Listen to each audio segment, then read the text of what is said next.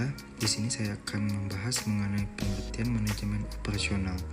Manajemen operasional adalah bidang manajemen yang berkaitan dengan pengawasan, perancangan, dan pengendalian proses produksi, serta perancangan ulang operasi bisnis dalam produksi barang ataupun jasa.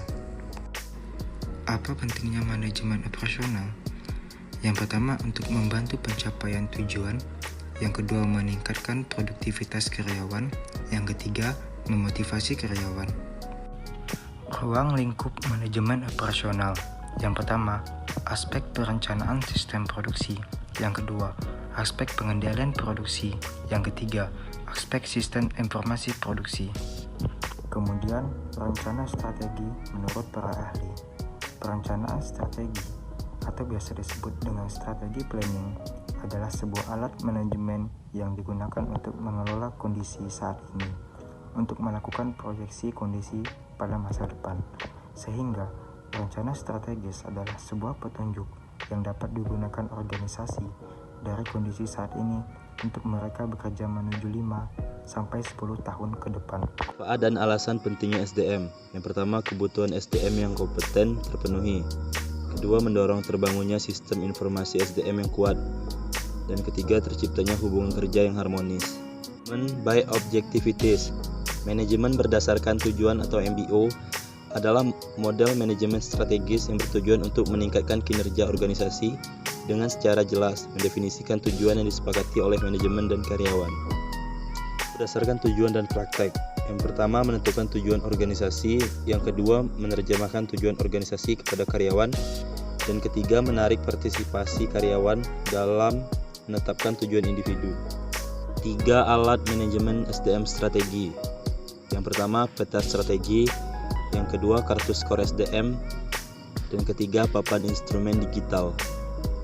Kegiatan utama MBO yang pertama, menetapkan tujuan. Yang kedua, tujuan strategis perusahaan. Yang ketiga, tujuan departemen. Yang keempat, tujuan individu. Yang kelima, mengembangkan rencana pelaksanaan. Yang keenam, meninjau kemajuan yang dicapai. Kelebihan MBO yang pertama, memungkinkan para individu dapat mengetahui apa yang diharapkan dari mereka. Yang kedua, memperbaiki komunikasi antara seorang manajer dengan bawahan.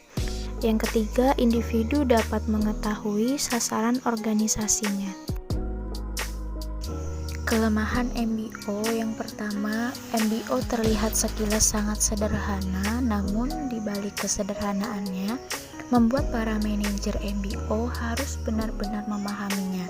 Sebab, jika tidak, maka mereka akan sulit menjelaskan kepada bawahannya.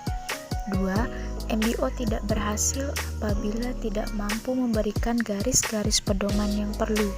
Oleh karena itu, manajer harus mengetahui dengan tepat tujuan perusahaan dan aktivitasnya sesuai dengan tujuan tersebut. 3. MBO juga ditemui kesulitan dalam menetapkan tujuan-tujuan. Kerugian MBO yang pertama, ada banyak dokumen yang terlibat dan menyita banyak waktu seorang manajer. Yang kedua, agar berhasil, MBO harus didukung oleh manajemen puncak. Yang ketiga, MBO tidak disukai karyawan.